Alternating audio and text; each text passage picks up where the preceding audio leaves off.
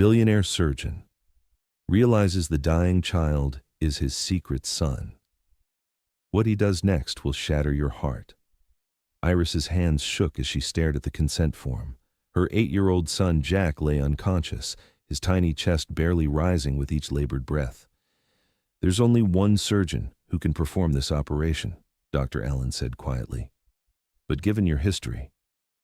The door opened, and those steel-gray eyes she'd tried to forget for 10 years met hers. Nicholas Hallowick stepped into the room, and her world shattered all over again. 48 hours earlier, Iris Kint had been grading spelling tests at her kitchen table while Jack worked on his science project about the human heart. The irony wasn't lost on her now.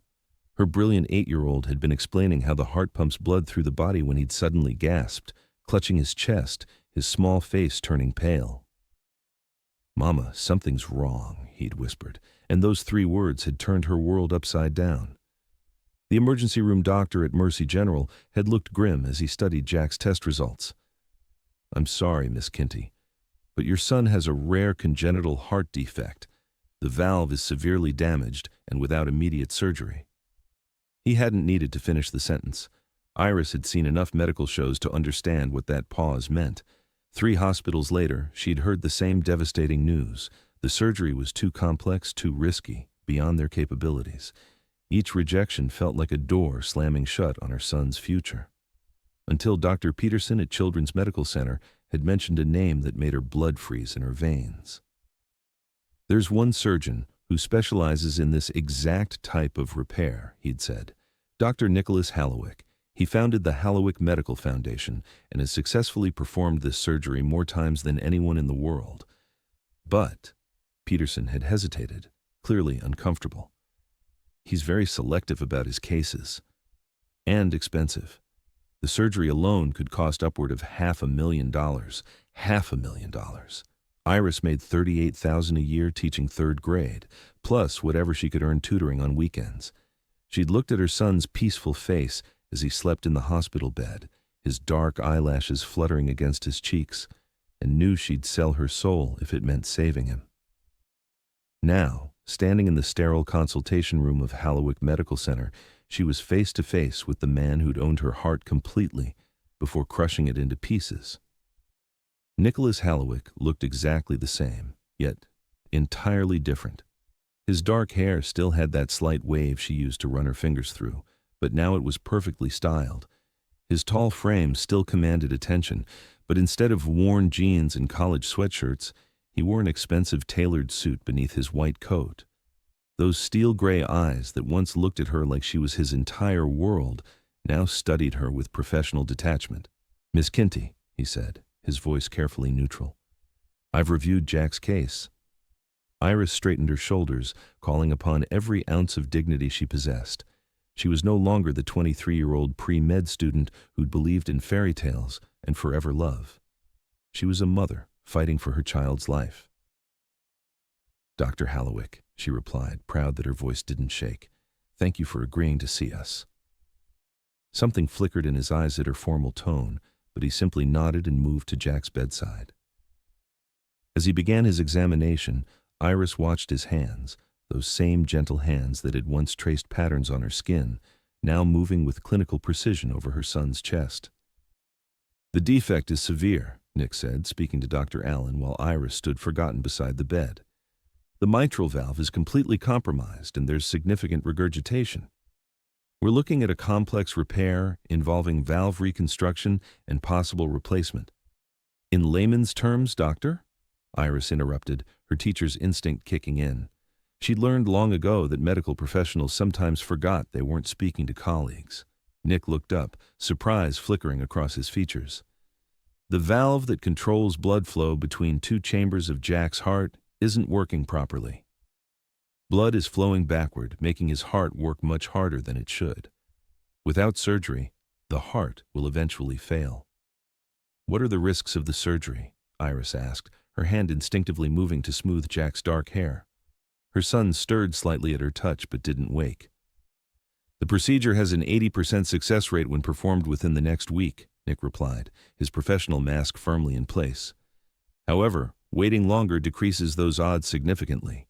Every day we delay increases the risk. 80%, 20% chance her son might not wake up.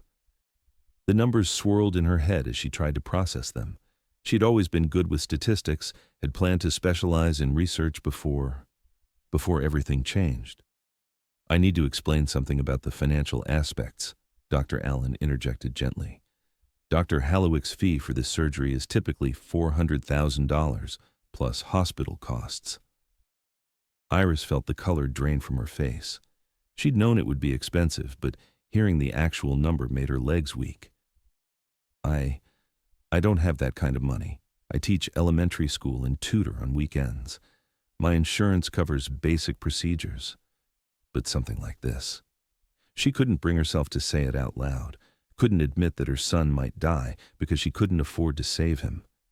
Nick had been silent during this exchange, his expression unreadable as he continued examining Jack. Now he straightened, his eyes meeting hers for the first time since he'd entered the room. "The Hallowick Foundation provides funding for exceptional cases," he said quietly. "Jack qualifies." The breath she'd been holding escaped in a rush. "What does that mean?" "It means the surgery will be performed at no cost to you," Nick replied, his voice carefully professional. "The foundation covers all expenses for qualifying pediatric cardiac cases." Relief flooded through her so powerfully that she had to grip the bed rail to stay upright. Jack would be saved. Her baby would live. It took a moment for the implications to sink in. Nicholas Hallowick, the man who'd walked away from her when she needed him most, was now offering to save their son's life for free. "Why?" she whispered. Their eyes met across Jack's bed, and for just a moment she saw a flash of the man she'd once loved desperately. The vulnerability was there and gone so quickly she might have imagined it. "Because he's 8 years old," Nick said simply. "And because—" He paused, his gaze dropping to Jack's face. "Because he has your eyes." The words hit her like a physical blow. Jack did have her eyes, those same dark, expressive eyes that Nick used to say could see straight through to his soul. But Jack had other features too, features she'd spent 8 years trying not to think about. The shape of his nose, the line of his jaw, the way his hair grew in a stubborn cowlick at the crown of his head. Have you ever been in Iris's position, facing an impossible choice between your pride and your child's life? When someone from your past holds the key to your future, how do you find the strength to ask for help? Tell me your story in the comments, let me know where you're watching from, and hit subscribe if this story is already pulling at your heartstrings.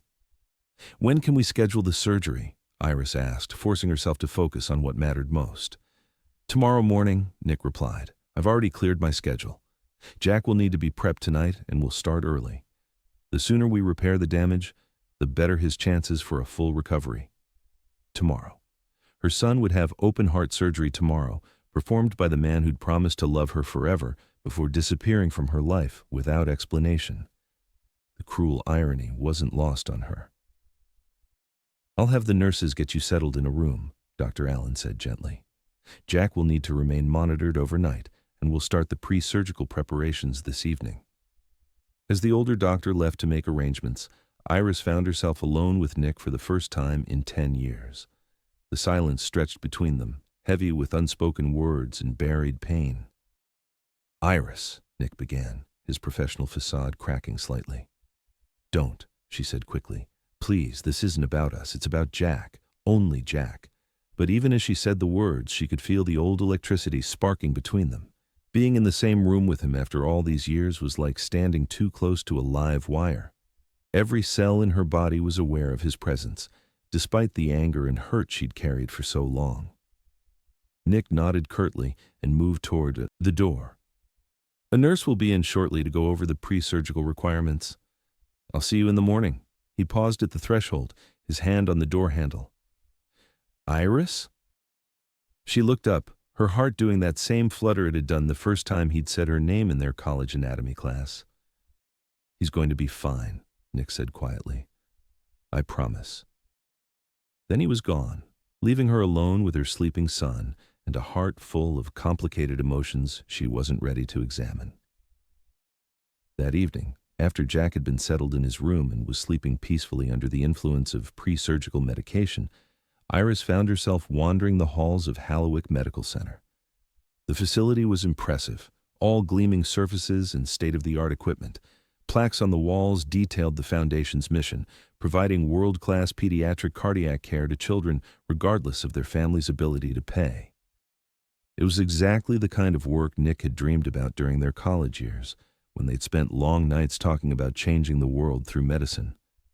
He had achieved everything he'd set out to do, built the empire he'd envisioned. She wondered if it had been worth the cost. Her wandering brought her to the hospital chapel, a small, peaceful room with soft lighting and simple wooden pews.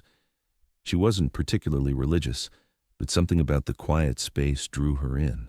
She slipped into a back pew and let the silence wash over her. "Please," she whispered to whatever force might be listening, "please let him be okay. He's all I have. He's everything. He's lucky to have you." Iris spun around to find Nick standing in the doorway, his white coat gone, looking more like the young man she'd once known.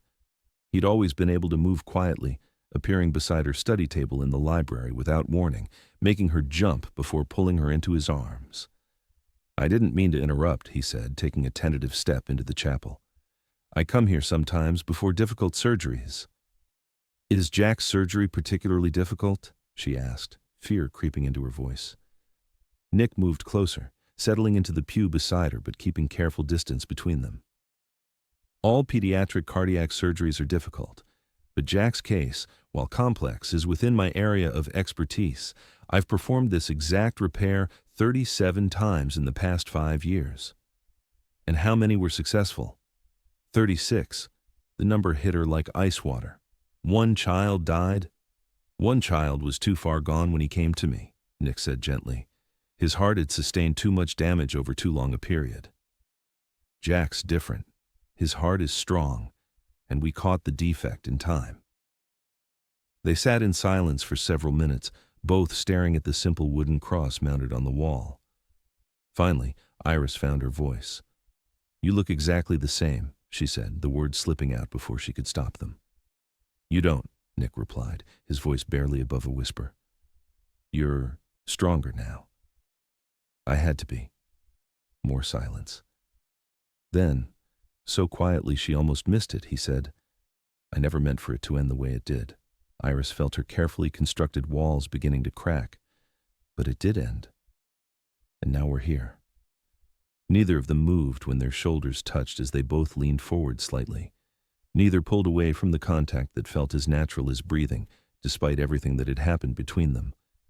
They sat together in the chapel until nearly midnight, not speaking, just existing in the same space for the first time in 10 years.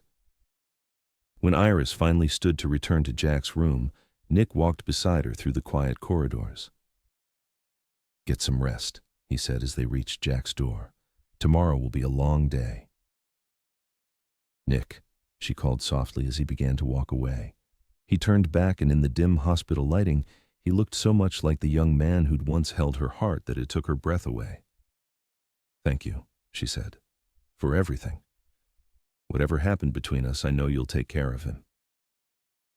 Something shifted in his expression, vulnerability replacing the professional mask he'd worn all day.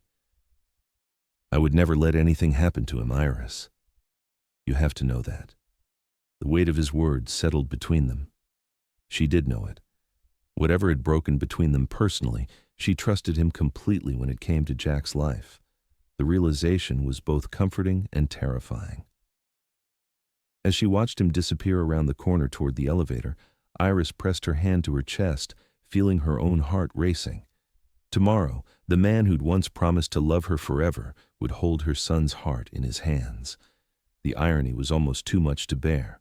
Inside Jack's room, her son slept peacefully, his breathing steady despite the machines monitoring his every heartbeat. Iris settled into the uncomfortable chair beside his bed, knowing sleep would be impossible. In just a few hours, she'd have to trust Nick with the most precious thing in her world.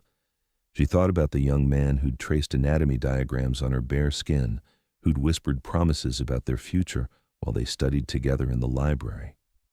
That man had vanished overnight, leaving her pregnant and alone with nothing but questions that had never been answered. Now he was back, wearing success like armor, offering to save the son he didn't know was his own. As dawn approached, Iris held Jack's small hand and tried not to think about how similar it was to his father's hands. The same long fingers, the same gentle strength. Some secrets, she realized, were becoming harder to keep buried. But that was a problem for after the surgery. Right now, all that mattered was making sure Jack opened his eyes again. Everything else could wait. Chapter 2. The pre-dawn hours of the hospital felt suspended in time. Iris had dozed fitfully in the chair beside Jack's bed, jerking awake every few minutes to check that he was still breathing. 5 a.m., the nurses arrived to begin preparing him for surgery. "Good morning, sweetheart," Nina Mitchell, the pediatric nurse, said gently as she began checking Jack's vitals. "How are you feeling today?" Jack blinked sleepily, still groggy from the sedatives. "My chest feels funny," he mumbled, his voice small and scared. "That's because your heart is working extra hard right now," Nina explained with the practiced patience of someone who specialized in talking to frightened children. "But Dr. Hallowick is going to fix it so it doesn't have to work so hard anymore." "Is he a good doctor?" Jack asked, his dark eyes seeking reassurance. "He's the best doctor in the whole world for hearts like yours," Nina assured him. "He's helped lots of kids, and they all got better." Iris watched this exchange while trying to keep her own fear from showing on her face. Jack had always been perceptive, able to read her emotions even when she tried to hide them. She couldn't let him see how terrified she was. "Mama, will you stay with me?" Jack asked, reaching for her hand. "As long as they'll let me, baby," Iris promised, squeezing his small fingers gently. "And I'll be right here when you wake up." At 6:30, Nick appeared in the doorway. He'd changed into surgical scrubs, and seeing him dressed for the operating room made everything feel suddenly, frighteningly real. This was happening. In less than an hour, her son would be under anesthesia while Nick cut open his chest. "Good morning, Jack," Nick said, his voice warm and reassuring as he approached the bed. "Are you ready for our big adventure today?"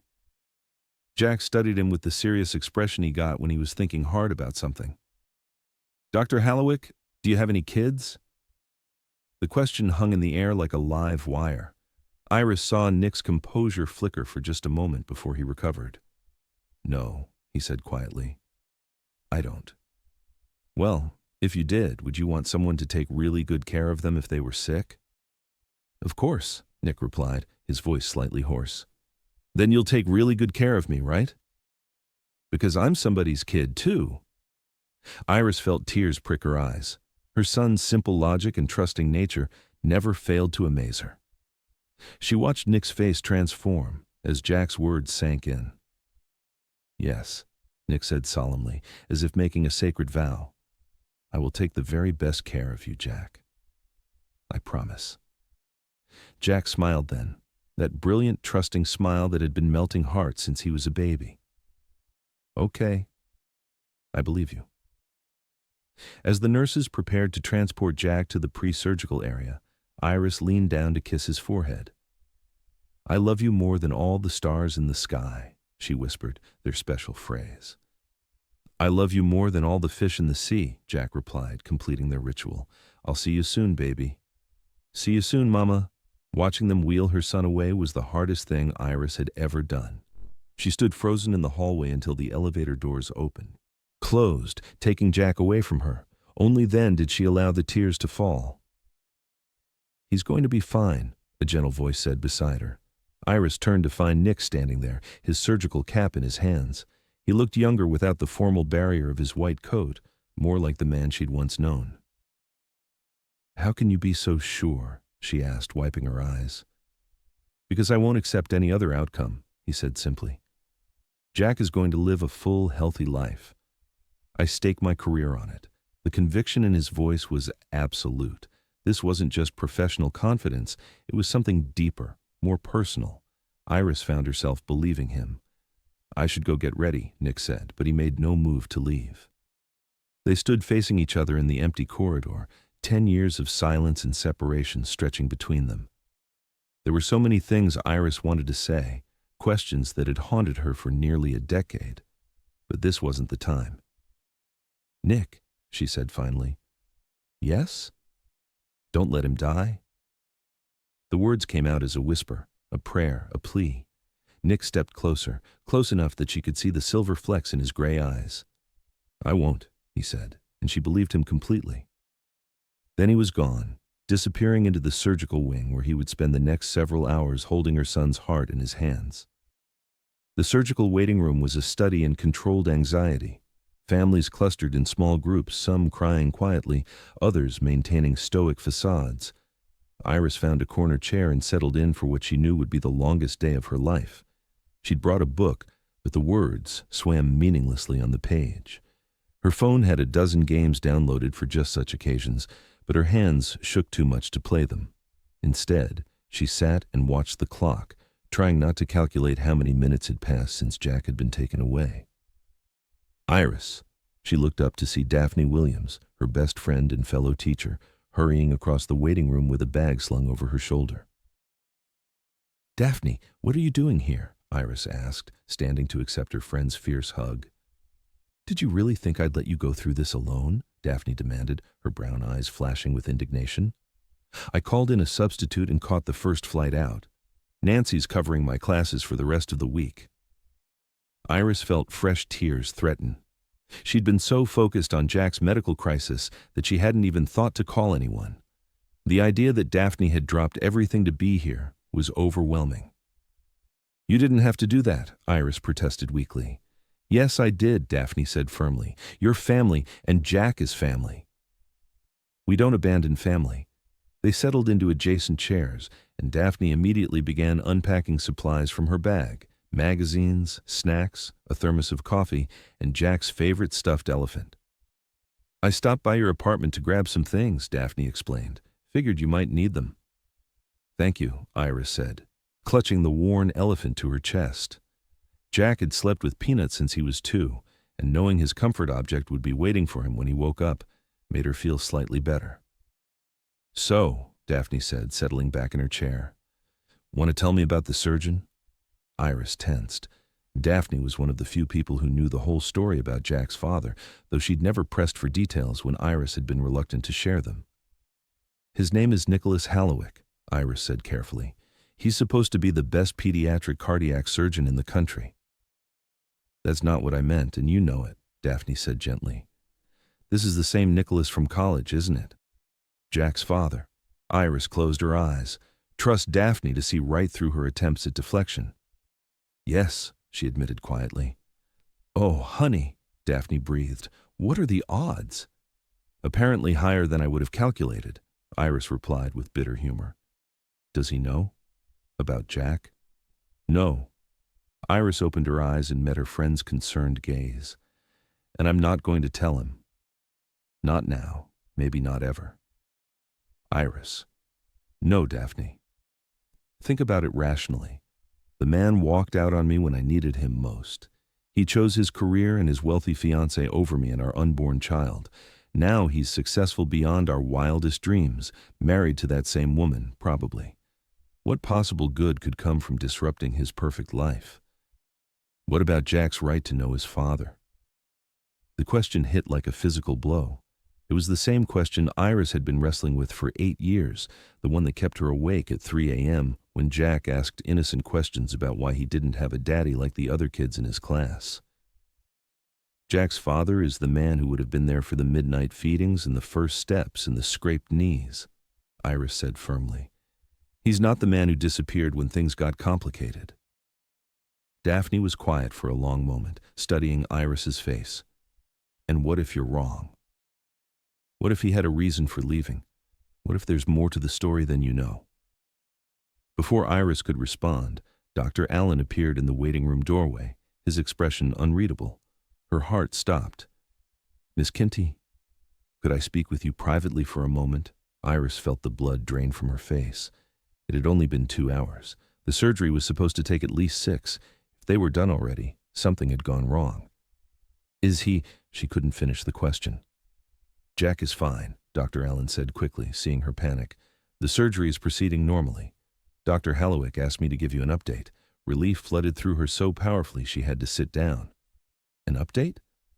They've successfully accessed the heart and identified the full extent of the damage. It's actually slightly less severe than the scan suggested, which means the repair should be more straightforward than anticipated. Dr. Hallowick estimates another 3 to 4 hours. So he's okay? Really okay? He's doing beautifully, Dr. Allen assured her. His heart is strong, and he's responding well to the anesthesia. Dr. Hallowick wanted you to know that everything is progressing exactly as hoped. After Dr. Allen left, Iris sank back into her chair, suddenly exhausted. The adrenaline that had been keeping her upright for the past day was beginning to ebb, leaving her feeling wrung out and shaky. "See?" Daphne said, rubbing her shoulder gently. "I told you Jack was going to be fine. He's tough, just like his mama." The next few hours passed in a blur of forced conversation, untouched sandwiches, and increasingly frequent trips to the restroom that were really just excuses to move around. Iris had memorized every magazine in the waiting room and could probably recite the ingredients on every vending machine snack by heart. Finally, at nearly 4 o'clock, she saw Nick walking toward the waiting room. He'd changed out of his surgical scrubs and into khakis and a button-down shirt, looking tired, but not devastated. That had to be a good sign, right? "Iris," he said, approaching her chair. His voice was hoarse from the long surgery, but his eyes were bright. She stood on shaky legs, afraid to hope. "How is he?" "Perfect," Nick said, and the smile that spread across his face was radiant. The surgery was a complete success. "We were able to repair the valve completely, and his heart is already pumping more efficiently. Jack is going to be just fine." The words hit her like a tidal wave of relief. Her knees buckled, and if Nick hadn't caught her arms, she would have fallen. "Easy," he said gently, steadying her. "When's the last time you ate something?" "I don't remember," Iris admitted, still reeling from the news that her son was going to live. "Can I see him?" "He's in recovery now, still sleeping off the anesthesia. It'll be another hour or so before he wakes up, but yes, you can see him." Nick led her through the hospital corridors to the pediatric ICU, Daphne following at a respectful distance. Through the glass wall of Jack's room, Iris could see her son lying peacefully in the narrow bed, surrounded by monitors and machines that beeped and hummed reassuringly. "He looks so small," she whispered. "He's a fighter," Nick said softly. During the surgery, his vitals never wavered. It was like he knew he needed to be strong. They stood side by side, watching Jack sleep. The steady rhythm of the heart monitor was the most beautiful sound Iris had ever heard. "I don't know how to thank you," she said finally. "You don't need to thank me," Nick replied. "This is what I do." But Iris could see it in his face, hear it in his voice. This hadn't been just another surgery for him. This had been personal in a way she didn't fully understand, but couldn't ignore. "Can I go in?" she asked. "Of course." "Just don't be alarmed by all the equipment. Everything you see is normal for post-surgical monitoring." Iris entered her son's room quietly, moving to his bedside like she was approaching something sacred. Jack's face was peaceful, younger-looking without his usual animated expressions. The surgical incision was hidden beneath bandages, but she could see the slight rise and fall of his chest that meant he was breathing on his own. She pulled the visitor's chair close to his bed and took his small hand in hers, careful not to disturb the IV line taped to his wrist. "Hey, baby," she whispered. "Mama's here. You did so good today. Dr. Hallowick says you're going to be all better now." Jack's eyelids fluttered but didn't open. The nurse had warned her that it might be several hours before he fully woke up from the anesthesia. "I brought peanuts," she continued, placing his beloved elephant where he'd be able to see it when he opened his eyes. "He was very worried about you." Behind her, she heard the soft sound of footsteps. She turned to see Nick standing in the doorway, watching them with an expression she couldn't quite read. "I'll let you have some time alone with him," he said quietly. "Wait," Iris called as he began to turn away. Would you mind staying? Just for a few minutes?" Nick hesitated, then stepped into the room, moving to stand on the opposite side of Jack's bed. In the soft lighting of the ICU, with machines providing a gentle electronic lullaby, They kept vigil over the sleeping child who connected them in ways neither was ready to acknowledge. "He asked me earlier if I had any children," Nick said suddenly, his voice barely above a whisper. Iris's heart stopped. "What did you tell him?" "The truth. That I don't." He paused, studying Jack's peaceful face. But watching him today, seeing how brave he was, I found myself wishing I did have a son, one just like him. The words hung in the air between them, heavy with implications that Iris wasn't prepared to examine. Not here, not now, with Jack lying between them, still fragile from surgery. "He's a special kid," she said carefully. "He has your eyes," Nick observed, echoing his words from the day before. "But there's something else, something familiar about him that I can't quite place." Iris's pulse quickened. She'd always wondered if the resemblance was obvious to others, or if she only saw it because she knew the truth. "Kids tend to look like their parents," she said neutrally. "Where is his father?" Nick asked suddenly. "If you don't mind me asking." The question hit like a punch to the gut. Iris looked down at Jack's sleeping form, gathering her courage. "He's not in our lives," she said finally. "He made it clear a long time ago that he wasn't interested in being a parent." Something shifted in Nick's expression, anger, perhaps, or disappointment. What kind of man walks away from his own child? The irony was so sharp it took her breath away. "I don't know," she managed. "I've never understood it myself." Nick was quiet for a long moment, his gaze moving between Iris and Jack. "Well, his loss," he said finally. "Jack is an incredible kid. Any man would be lucky to call him son." If only you knew, Iris thought, but she kept the words locked safely inside. Chapter 3. Jack woke up 3 hours later, groggy and confused but beautifully, wonderfully alive. His first word was "Mama," and the sound of his voice nearly brought Iris to her knees with relief. "Hey there, sleepyhead," she said, squeezing his hand gently. "How are you feeling?" "Weird," Jack mumbled, his voice hoarse from the breathing tube that had been removed an hour earlier. "My chest hurts." "I know, baby. But it's going to feel better every day. Dr. Hallowick fixed your heart so it doesn't have to work so hard anymore." Jack's eyes, still heavy with medication, searched the room until they found Nick standing quietly near the window. "Did you really fix my heart, doctor?" "I did," Nick confirmed, moving closer to the bed. "And it looks like it's working perfectly now." "Does this mean I can play soccer?" Jack asked hopefully. Nick smiled, the expression transforming his entire face. "Once you're fully healed, you'll be able to play soccer, run, swim, anything you want to do. Your heart is going to be stronger than ever." "Cool," Jack said, then promptly fell back asleep. Over the next few days, as Jack recovered in the pediatric ICU, Iris found herself in a strange routine. She barely left the hospital, sleeping in the uncomfortable chair beside Jack's bed, eating whatever Daphne brought her from the cafeteria. And somehow, despite her best efforts to maintain distance, she kept finding herself in conversations with Nick. He stopped by to check on Jack multiple times each day, far more often than was medically necessary. At first, Iris told herself it was normal post-surgical monitoring. But as Jack improved and the visits continued, she began to suspect there was more to it than professional duty. "His recovery is remarkable," Nick said on Jack's third day post-surgery. "I've never seen a child bounce back so quickly from this type of repair." Jack was sitting up in bed, coloring in a book Daphne had brought him, chattering away to anyone who would listen. The transformation from the pale, listless child who'd been brought in just days earlier was nothing short of miraculous. "He's always been resilient," Iris said, watching her son work intently on coloring a dinosaur. "Even as a baby, he rarely got sick, and when he did, he recovered quickly."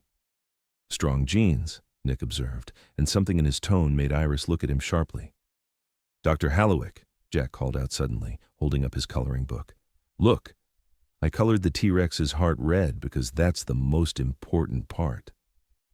Nick moved closer to admire Jack's artwork, and Iris watched the genuine warmth in his expression as he praised her son's creativity. There was something almost paternal in the way he interacted with Jack, a natural ease that spoke of deeper instincts. That's very smart thinking, Jack, Nick said seriously. The heart is definitely the most important part of any body. My mama taught me that, Jack said proudly. She knows lots of stuff about bodies and medicine. She was going to be a doctor before she had me. Iris felt heat creep up her neck. She'd never told Jack that detail about her past, but children had a way of absorbing information from overheard conversations. Is that right? Nick asked, his eyes finding Iris's across the bed. A long time ago, she said dismissively. Things change. Why didn't you become a doctor, Mama? Jack asked with the innocent curiosity of childhood. The question hung in the air like a live wire. Iris could feel Nick watching her, waiting for her answer, and the weight of 10 years of unspoken truth pressed down on her chest. Sometimes life takes us in different directions than we planned, she said carefully. And sometimes those directions turn out to be even better than what we originally wanted. She ruffled Jack's hair affectionately. If I had become a doctor, I might not have had time to be your mama. And being your mama is the best job in the world. Jack beamed at her, satisfied with the explanation. But when Iris glanced at Nick, she saw something troubled in his expression, as if he was working through a complex equation in his head. Later that evening, after Jack had fallen asleep and Daphne had gone back to the hotel for a shower, Iris found herself alone in the ICU family lounge. She was attempting to grade some papers that one of her teaching colleagues had dropped off, but the numbers and letters kept swimming on the page. You don't have to do that here, a familiar voice said. Iris looked up to find Nick standing in the doorway, still wearing his white coat but looking tired after what she assumed had been a long day of surgeries. The kids are taking a test when I get back, she explained. I need to have these ready for them.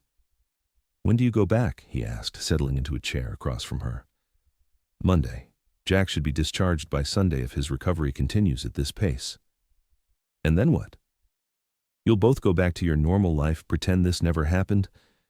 There was something challenging in his tone that made her defensive. What else would we do? I don't know, Nick said quietly. But watching you with Jack these past few days, seeing what an incredible mother you are, how smart and strong you've become, it's made me think about a lot of things. Iris set down her pen, her full attention now on his words. What kind of things? About the choices I made 10 years ago. About the life I built versus the life I walked away from. The confession hung between them in the quiet lounge.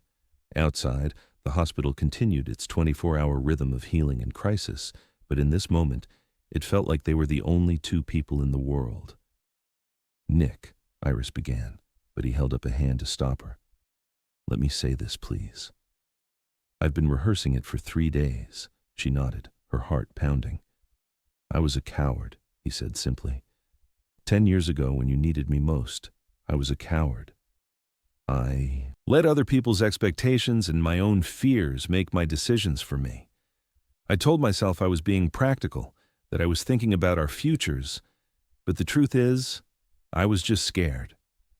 Scared of what? Of not being good enough for you.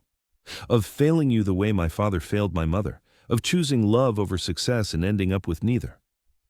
Iris stared at him, processing words she'd waited 10 years to hear. So you chose success instead. I chose what felt safe, he corrected, and I've regretted it every day since. Before she could respond, a nurse appeared in the doorway. Dr. Hallowick? You have a call from the emergency department. They're bringing in a pediatric trauma case. Nick sighed and stood. I have to go. Of course, Iris said, though part of her wanted to grab his arm and demand he finish the conversation they'd started. Iris, he said, pausing at the door, would you have dinner with me tomorrow night, after Jack's asleep? There's more I need to say. She knew she should say no.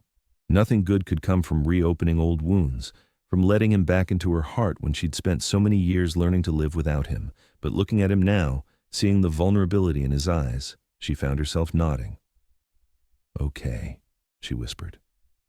The next day brought another milestone in Jack's recovery. He was moved from the ICU to a regular pediatric room, a sure sign that his heart was healing beautifully. The doctors were amazed at his progress, and there was talk of discharging him even earlier than expected. I feel normal again, Mama, Jack announced that afternoon, bouncing slightly in his hospital bed in a way that would have terrified Iris a week earlier. Now, it was the most beautiful sight in the world. Easy there, Tiger, she laughed. You're still healing. But I can go home soon, right? And go back to school? Very soon, baby. A few more days. Will I see Dr. Hallowick again after I go home? The question caught her off guard. I don't know. Why do you ask? Jack was quiet for a moment, his expression unusually serious. I like him. He makes me feel safe. Iris felt her chest tighten. He's a very good doctor. I think he likes you too, Mama. Jack? I see how he looks at you, her 8-year-old said with wisdom beyond his years. It's the same way Tommy's dad looks at his mom when he thinks nobody's watching. Out of the mouths of babes. Iris wondered what else her perceptive son had noticed during their time at the hospital. That evening, true to his word, Nick appeared at Jack's room just as visiting hours were ending. He was dressed in civilian clothes again, dark jeans and a sweater that made him look younger, more like the man she'd once known. How's our patient today? He asked, approaching Jack's bed. Really good. Look, I can sit up by myself now, Jack demonstrated proudly. That's excellent. Your heart is getting stronger every day. Doctor? Hallowick, Jack said suddenly, his voice taking on that serious tone that meant he was about to say something important. Thank you for saving my life. Iris saw Nick's composure crack slightly at the simple, heartfelt words. You're very welcome, Jack, he said softly. It was my honor to help you. Will I see you again? After I go home? Nick glanced at Iris, then back at Jack. Would you like that? Yeah, maybe you could come to one of my soccer games when I'm allowed to play again. I'd like that very much, Nick replied, and Iris could hear the sincerity in his voice. After Jack fell asleep, Iris and Nick walked to the hospital cafeteria, which was nearly empty at the late hour. They found a quiet corner table and sat across from each other with cups of coffee that neither of them really wanted. He's an amazing kid, Nick said, breaking the silence that had stretched between them. He is. Smart, brave, intuitive. He reminds me of someone I used to know. Iris looked up sharply, but Nick's expression was unreadable in the fluorescent lighting. Iris, he began, then stopped, seeming to gather his courage. I need to tell you about Whitney. The name hit like a physical blow, even after all these years. Whitney Hastings, the debutante from Old Money who had been everything Iris wasn't, wealthy, connected, approved of by Nick's family. You don't owe me any explanations, Iris said quietly. Yes, I do. Because what I told you earlier about being scared and making the wrong choice, there's more to it than that. Iris waited, her heart pounding. My father came to see me the week before graduation, Nick continued. He'd found out about us, about our relationship. He told me that if I didn't end things with you and marry Whitney as planned, he would make sure you never got into medical school. He had connections at admissions offices, could make sure your applications were rejected, your career destroyed before it started. The words hit her like ice water. What? He said he'd researched your background, knew about your mother's struggles, your financial situation. He said people like you didn't belong in our world, and he would make sure you learned that lesson the hard way if I didn't end things cleanly. Iris stared at him, trying to process this revelation. So you left me to protect me? I thought I was protecting your future, Nick said miserably. I thought if I walked away, you could still have your dream of becoming a doctor. I never imagined. He stopped, his voice breaking slightly. Never imagined what? That you might be pregnant, that you were carrying our child when I abandoned you. The confession hung between them like a lightning strike. Iris felt the world tilt on its axis. How did you, she began, but the words stuck in her throat. Jack's birthday, Nick said quietly. I did the math. And today, when he was talking about soccer and showing me his drawings, there are things about him, Iris, the way he moves his hands when he talks, the way he tilts his head when he's thinking. They're exactly like things I do. Iris closed her eyes, feeling 10 years of secrets crumbling around her. Nick, is he my son? The question hung in the air between them, demanding an answer that would change everything. Iris looked across the table at the man who'd once owned her heart completely, seeing not the successful surgeon or the wealthy foundation founder, but the young man who'd traced patterns on her skin and whispered promises about their future. "Yes," she whispered, and the word felt like both a confession and a liberation. Nick's sharp intake of breath was audible in the quiet cafeteria. He stared at her for a long moment, emotions flickering across his face too quickly for her to read. "Why didn't you tell me?" he asked finally, his voice barely above a whisper. "You were engaged to Whitney. You'd made your choice clear. What was I supposed to do, show up at your wedding with a positive pregnancy test?" "You should have told me," he said, but there was no anger in his voice, only pain. "I had a right to know. And I had a right to know why you were leaving me," Iris shot back, 10 years of hurt finally finding its voice. "But you never gave me that courtesy. You just disappeared." They stared at each other across the small table, two people who'd loved each other deeply and hurt each other profoundly, finally confronting the truth that had shaped both their lives. "I never married Whitney," Nick said suddenly. Iris blinked in surprise. "What?" "I couldn't go through with it. 3 weeks before the wedding, I called it off. My father disowned me, cut me off financially. I had to work my way through residency, build my career from nothing. But I couldn't marry her knowing I was still in love with you." The revelation shook her to her core. "But you never came back. You never tried to find me." "I tried," he said desperately. "God, Iris, I tried for months. But you'd moved, changed your phone number. The university wouldn't give me your forwarding address. I hired private investigators, but they couldn't find any trace of you. It was like you'd vanished." "I moved in with my aunt in Oregon," Iris said quietly. "Changed my name legally to Kinty after Jack was born. I didn't want to be found." They sat in silence, both processing the cruel series of misunderstandings and missed connections that had kept them apart for 10 years. Finally, Nick spoke. "Can you forgive me?" he asked, his voice breaking. "For abandoning you when you needed me most? For missing the first 8 years of my son's life?" Iris looked at this man who'd given her the greatest gift and the deepest pain of her life, who'd just saved their son's life without knowing the child was his own. She thought about Jack, sleeping peacefully upstairs, his heart beating strong and steady thanks to his father's skilled hands. "There's nothing to forgive," she said finally. "We were both young, both scared, both trying to do what we thought was right. And despite everything that went wrong, look what we got out of it." "Jack," Nick breathed, "the most beautiful, brilliant, amazing little boy in the world. Our son." Nick reached across the table and took her hand, his fingers intertwining with hers just like they had all those years ago. "Our son," he repeated, wonder in his voice. "Iris, I want to be part of his life. I want to be his father, really be his father. And I want—" He paused, seeming to gather his courage. "I want to try again. With you. With us." Iris felt her carefully constructed walls beginning to crumble. For 10 years she'd told herself she was better off without him, that she and Jack were fine on their own.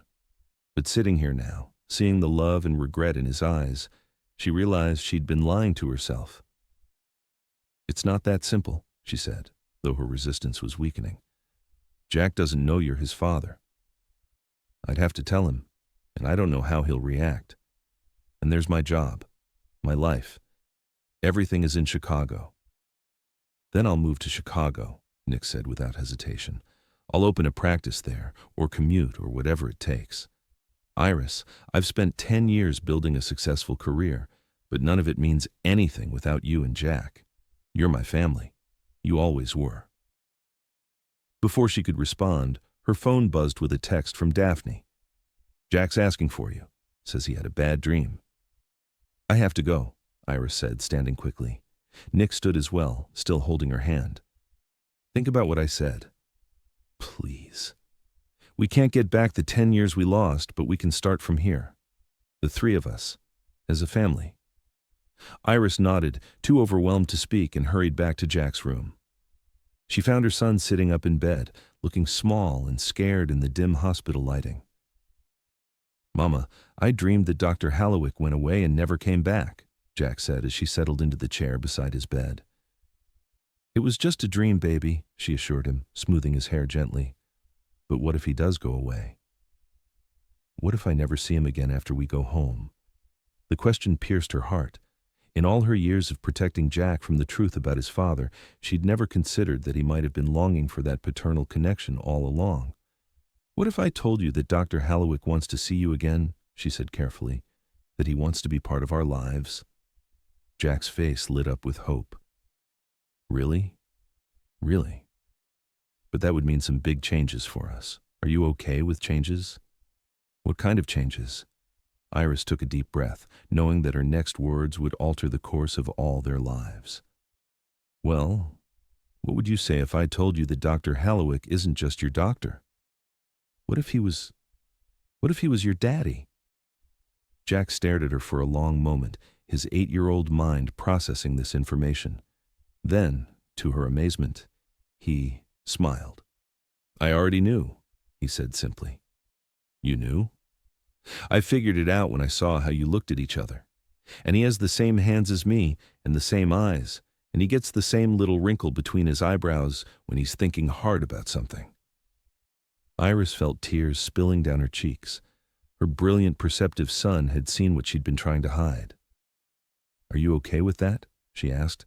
"With Dr. Hallowick being your daddy?" "Are you kidding?" Jack's grin was radiant. "He's the coolest dad ever. He saved my life." The past has a way of shaping our present, doesn't it? Sometimes the very thing that broke us is the only thing that can save us. Have you ever had to choose between protecting someone you love and fighting for what you believe is right? Share your thoughts below, and don't forget to subscribe for more stories about second chances and the courage to love again. The next morning brought Jack's official discharge from the hospital. He was bouncing with excitement, chattering nonstop about going home and telling his friends about his awesome scar and his super cool heart doctor dad. Nick had arrived early to complete Jack's discharge paperwork and to discuss the follow-up care schedule. But Iris could see there was something else on his mind. "There's something we need to discuss," he said as they watched Jack pack his few belongings with Daphne's help. "What is it?" "Whitney," he said quietly. "She's been calling, wanting to know why I've been spending so much time at the hospital." "She's suspicious." Iris felt her stomach clench. She'd almost forgotten about Whitney, about the complications that Nick's current life might bring to their newfound family dynamic. "Are you still engaged to her?" she asked, dreading the answer. "Officially, yes, but Iris, you have to understand, it's not what you think.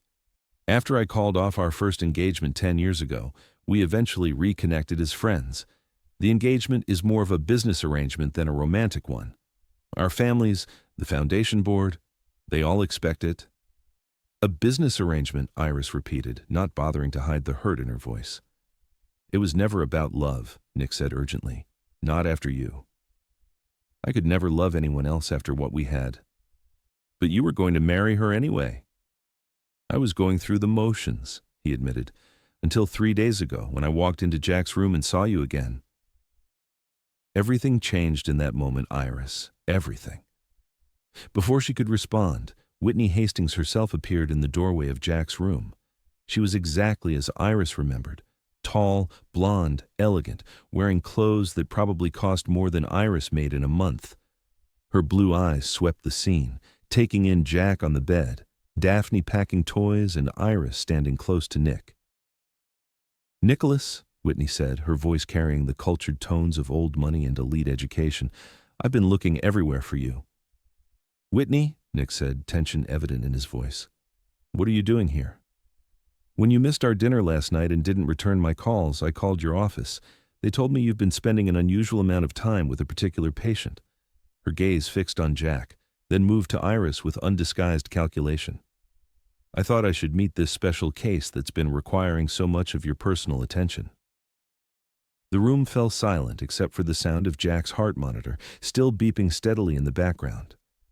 Iris could feel Daphne's protective tension, Jack's confusion, and Nick's barely controlled frustration. "Whitney, this is neither the time nor the place," Nick said firmly.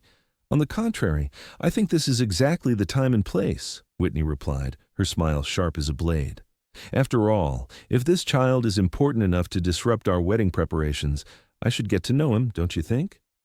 She moved closer to Jack's bed, her expression softening into what Iris recognized as a carefully practiced display of concern. "Hello, sweetheart," Whitney said to Jack. "I'm Whitney. I'm going to marry Dr. Hallowick." Jack looked confused, his gaze moving between Whitney and his parents. "But I thought," he began, then stopped, looking at Iris for guidance. "Jack, why don't you help Daphne get your things together?" Iris said quickly. "We need to get ready to go home." "Actually," Whitney continued, ignoring the obvious tension in the room, "I'm curious about something. Nicholas has been so secretive about this case, so personally invested. It's quite unusual for him." Her eyes narrowed as she studied Jack's face, then Iris's, then Nick's. Iris could practically see the mental calculations happening behind those cold blue eyes. "You know," Whitney said slowly, "there's something remarkably familiar about this child. The eyes, I think. Or perhaps the way he holds his head." "Whitney, enough," Nick said, his voice carrying a warning that made even Jack look up in alarm. But Whitney wasn't finished. She was a woman accustomed to getting her way, to being the center of attention, and she clearly didn't appreciate being displaced by a sick child and his single mother. "How old did you say he was?" Whitney asked, her tone deceptively casual. "I didn't," Iris replied, moving protectively closer to Jack's bed. "8, Jack piped up innocently. "I just turned 8 last month." Whitney's smile turned predatory. 8. How interesting. "Nicholas, didn't you have that little indiscretion about 9 years ago? With some scholarship student?" The words hit like physical blows. Iris felt the blood drain from her face as Whitney's implication became crystal clear. "Whitney," Nick's voice was deadly quiet. "Leave. Now." "Oh, I don't think so," Whitney said, clearly enjoying the drama she'd created. "I think I'm finally understanding why you've been so distracted lately." "Tell me, Nicholas, does this charming family reunion have anything to do with your previous entanglement?" Jack was looking increasingly confused and scared by the adult tension surrounding him. Iris could see tears beginning to form in his eyes. "Please," Iris said quietly, her voice tight with controlled emotion. "Not in front of Jack." "Not in front of Jack," Whitney repeated mockingly. "How considerate." "But isn't Jack the whole point of this touching scene?" That was the final straw. Nick stepped between Whitney and Jack's bed, his entire demeanor shifting into something Iris had never seen before. Cold, authoritative, and utterly final. "Get out," he said, his voice carrying absolute command. "Get out of this room, get out of this hospital, and don't come back." "You can't be serious," Whitney protested, her confidence finally wavering. "Nicholas, we're supposed to be married in 6 weeks. The invitations have been sent. The venue is booked." "Then you'd better start making cancellation calls," Nick replied without a trace of regret, "because there isn't going to be a wedding." "There never should have been." Whitney stared at him in shock, clearly not having expected such a decisive response. "You're ending our engagement? For them?" "I'm ending our engagement because it should have ended 10 years ago," Nick said firmly, "because I'm in love with someone else, and I have been for over a decade, because that woman and this boy are my family, and I should never have let anything or anyone convince me otherwise." The declaration hung in the hospital room like a benediction. Jack's confusion transformed into wonder. Daphne smiled through tears, and Iris felt her heart finally, fully, open to the possibility of hope. Whitney looked between them all, her face cycling through shock, anger, and finally, cold calculation. "This isn't over," she said to Nick. "The foundation board won't stand for this. Your reputation, your funding." "My reputation will survive," Nick said calmly. "And if the foundation board has a problem with me choosing love over a business arrangement, then perhaps it's time for new leadership anyway." Whitney turned on her heel and stalked out of the room. her expensive heels clicking angrily on the hospital floor. In the silence that followed, Jack's small voice broke the tension. "Is she gone?" "She's gone," Nick confirmed, moving to sit on the edge of Jack's bed. "Good," Jack said with 8-year-old certainty. "I didn't like her. She was mean." "You're right," Nick agreed. "She was mean. But she's not part of our family, so we don't have to worry about her anymore." "Are you really my daddy?" Jack asked, looking up at Nick with wonder. "I really am," Nick confirmed, his voice thick with emotion. "If that's okay with you." Jack threw his small arms around Nick's neck, nearly knocking him over with the enthusiasm of his hug. "It's okay with me. It's the best thing ever." Over Jack's head, Nick's eyes met Iris's. The love and gratitude. She saw there took her breath away. "What happens now?" she asked quietly. "Now," Nick said, still holding their son close, "we go home. All of us. Together.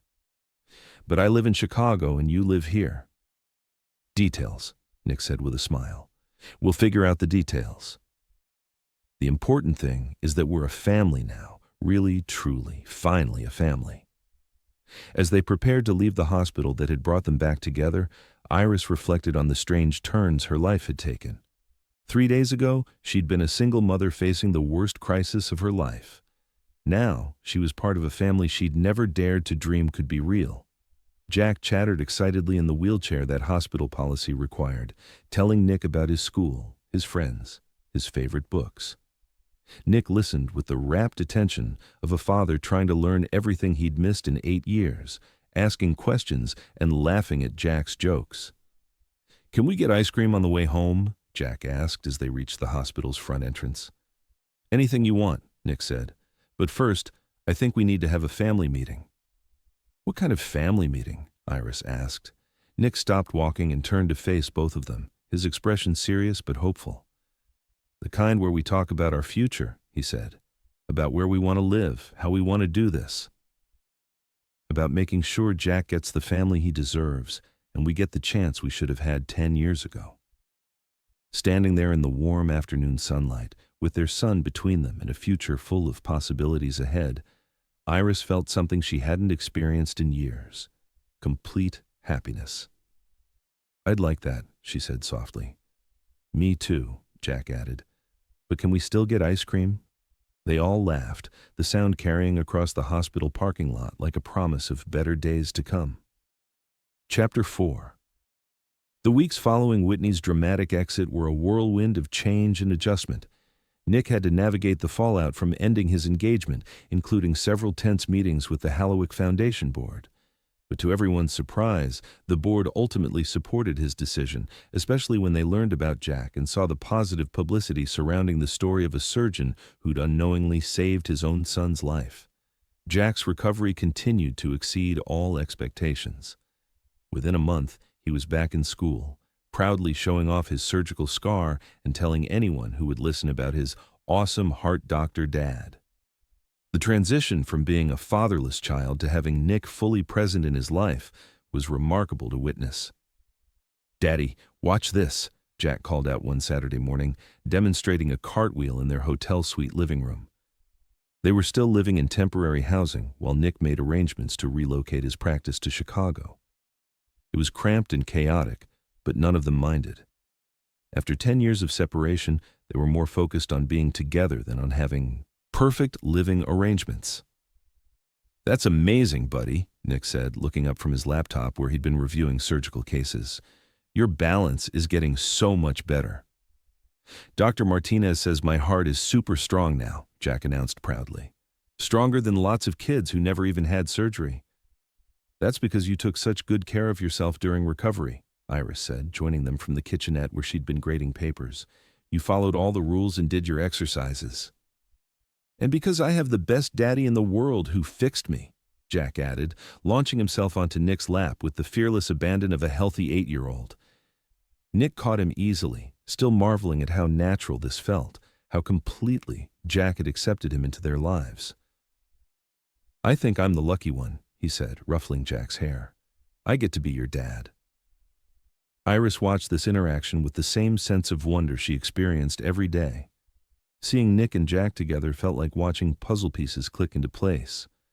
Jack had his father's gestures, his way of tilting his head when he was thinking, his quick smile. But more than that, they had an emotional connection that seemed to transcend the years they'd been apart. "Speaking of being lucky," Nick said, lifting Jack off his lap and moving toward Iris, "I have something I want to discuss with both of you." Jack immediately perked up with interest.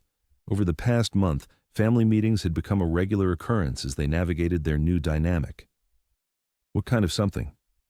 "Well," Nick began, reaching into his jacket pocket, "I know we've been talking about making this arrangement permanent, about me moving to Chicago, and us becoming a real family." "We're already a real family," Jack protested. "You're absolutely right," Nick agreed, "but I want to make it official. Legal. I want the whole world to know that you're my son, and Iris is—" He dropped to one knee, producing a small velvet box that made Iris's breath catch in her throat. "Iris Kinte," he said, his voice thick with emotion, "you gave me the greatest gift in the world when you gave me Jack, and then you gave me a second gift by letting me back into your lives. Will you marry me? Will you let me spend the rest of my life proving that love is stronger than fear?" Jack gasped with excitement, bouncing on his toes. "Are you asking Mama to marry you?" "I am," Nick confirmed, his eyes never leaving Iris's face, "but only if she says yes." Iris looked down at the man who'd once broken her heart and was now offering to spend his life healing it.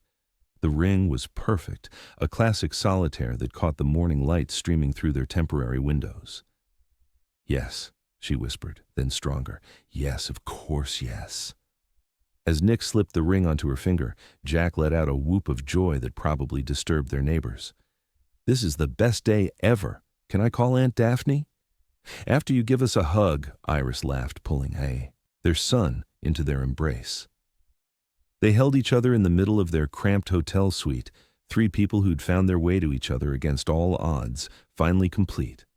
The next few months were a blur of wedding planning, house hunting, and the logistics of combining their lives. Nick sold his practice in the city and established a new one at Chicago Children's Hospital, where his reputation had preceded him. Iris enrolled in a part-time graduate program to complete her interrupted medical degree, something Nick had encouraged and offered to support financially. "I can pay my own tuition," she'd protested when he'd first suggested it. "I know you can," he'd replied, "but we're partners now. Let me help you achieve the dream I helped derail 10 years ago." Jack had been the most enthusiastic supporter of their engagement, insisting on being involved in every aspect of the wedding planning. He'd requested that they marry in the hospital chapel where they'd reconnected, and after some initial surprise, both Iris and Nick agreed it was perfect. "It's where our family really started," Jack had explained with 8-year-old wisdom, "where you and Mama found each other again." The wedding took place on a sunny Saturday in May, exactly 9 months after Jack's surgery. The hospital chapel was small but filled with warm light and the faces of people who'd supported them through their journey back to each other. Iris had chosen a simple but elegant dress in soft ivory, and as she walked down the aisle toward Nick, she felt like she was walking toward everything she'd ever wanted but never dared hope for. Jack, resplendent in his role as ring-bearer, took his duties seriously. When it came time to present the rings, he whispered loudly enough for everyone to hear, "Don't drop them, Daddy!" The laughter that followed filled the chapel with joy. Their vows were simple but heartfelt, promising to love and support each other through whatever challenges life might bring, to be partners in raising Jack, and to never let fear make their decisions again.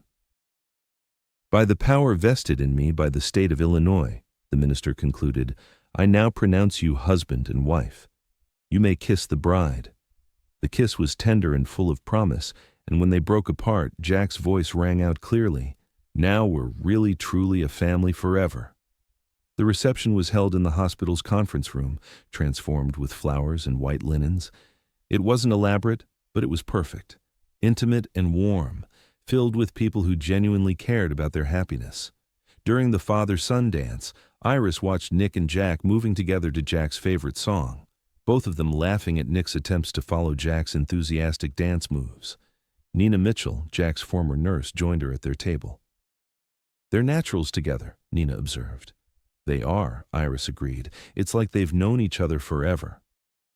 In the ways that matter, they have, Nina said, wisely. Some connections transcend time. You can see it in the way they look at each other.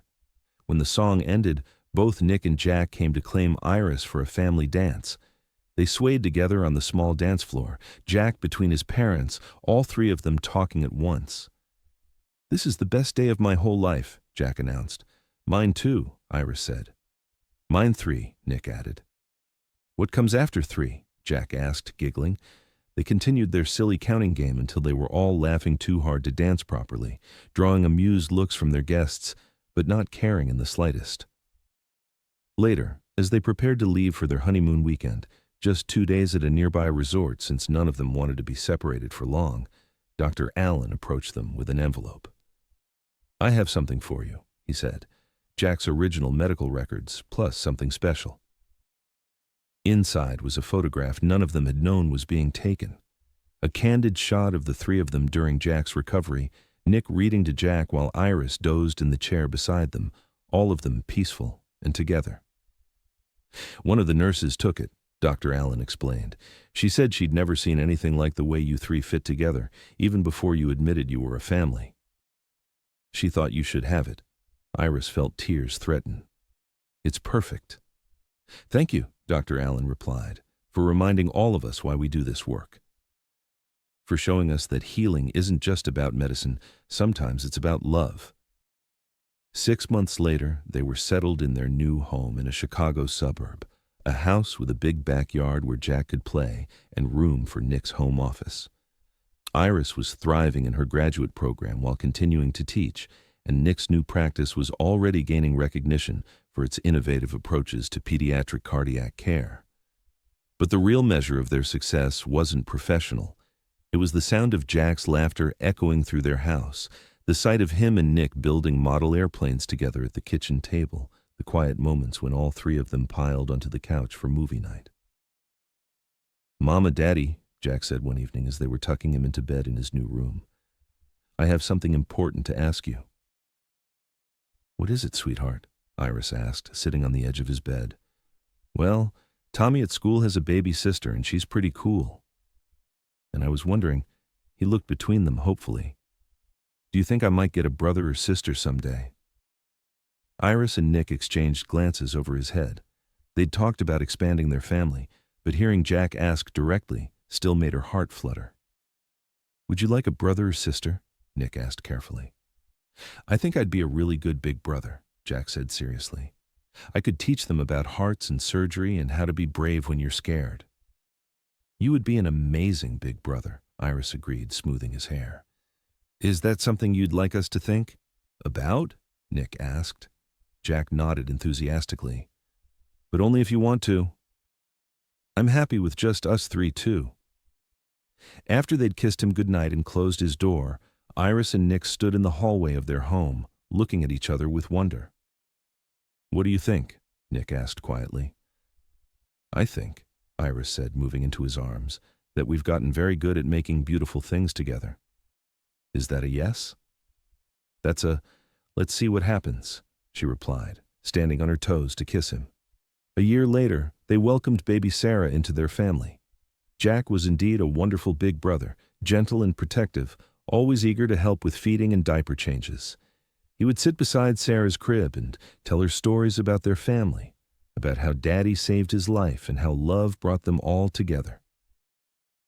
"Sarah," he would whisper to his sleeping sister, "you're so lucky because you get to have a mama and daddy who love each other and love us, and you never have to wonder if you're wanted because we all wanted you so much." Watching Jack with his sister, seeing the pure love and protectiveness in his young face, Iris often marveled at how a heart defect that had terrified her had ultimately led to their family's greatest blessing. Without Jack's illness, she and Nick might never have found their way back to each other. On Sarah's first birthday, as they sat around their kitchen table with cake and presents scattered everywhere, Jack made an announcement. "I want to be a heart doctor like Daddy when I grow up," he declared, "so I can help other kids who have broken hearts." "That's a wonderful goal," Nick said seriously. "It takes a lot of studying and hard work." "I know," Jack replied with 8-year-old confidence, "but I want to help families stay together like you helped our family stay together." Iris felt tears prick her eyes.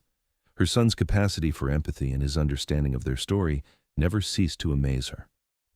"You know what I think?" she said, pulling Jack closer to her side. "I think you're going to be an incredible doctor someday, whether you work on hearts or anything else, because you already understand the most important thing about healing." "What's that?" Jack asked. "That love is the best medicine of all." As the evening wound down and they cleaned up the birthday celebration, Iris reflected on the incredible journey that had brought them to this moment. From the terrified single mother who'd walked into Hallowick Medical Center 2 years earlier to the happy wife and mother she was now, it felt like she'd lived several lifetimes. "What are you thinking about?" Nick asked, coming up behind her as she finished loading the dishwasher. "Everything," she said, leaning back against his chest. "How we got here, how different things could have been, how grateful I am." "I used to think about the what-ifs," Nick said, wrapping his arms around her. "What if I'd been braver 10 years ago? What if I'd found you sooner? But now I think we ended up exactly where we were supposed to be, when we were supposed to be here. Even with all the pain we went through. Even with the pain. Because it made us who we are now. It made us appreciate this." He gestured toward their home, where Jack was reading a bedtime story to baby Sarah in the living room, both of them curled up together on the couch. "Our family," Iris said softly. "Our family," he agreed, "built on second chances and stronger than ever." Later that night, after both children were asleep and they were settling into their own bed, Iris pulled out the photo Dr. Allen had given them on their wedding day. In it, they looked tired and worried, but already connected, already becoming a family, even when they hadn't admitted it to themselves. "Do you remember when this was taken?" she asked, showing Nick the picture. "During Jack's recovery. I was reading him that book about space exploration. You looked so natural with him even then, like you'd been his father his whole life." "In my heart, I had been," Nick said simply. "I just didn't know it yet." They lay together in the darkness, listening to the sounds of their household settling for the night, Sarah's soft breathing through the baby monitor, Jack talking quietly to his stuffed elephant, the familiar creaks and sighs of their home. "Nick," Iris said quietly. Thank you." "For what?" "For coming back into our lives, for saving Jack, for saving me, for giving us this family."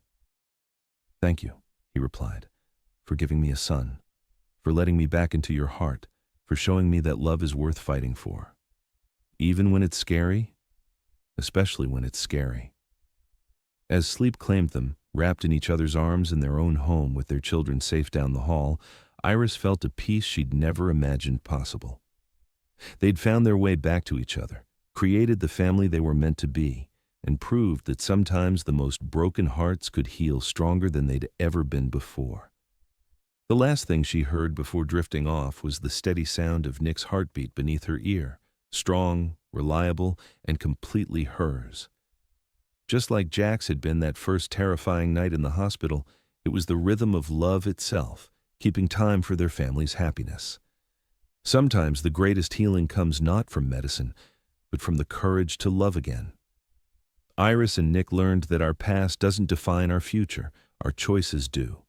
The hearts they thought were broken beyond repair were actually just waiting for the right moment to beat stronger than ever. Love stories aren't just about romance. They're about second chances, forgiveness, and the strength we find when we stop running from our truth. Sometimes the very crisis that threatens to destroy us becomes the bridge that leads us home. Have you ever gotten a second chance with someone who mattered?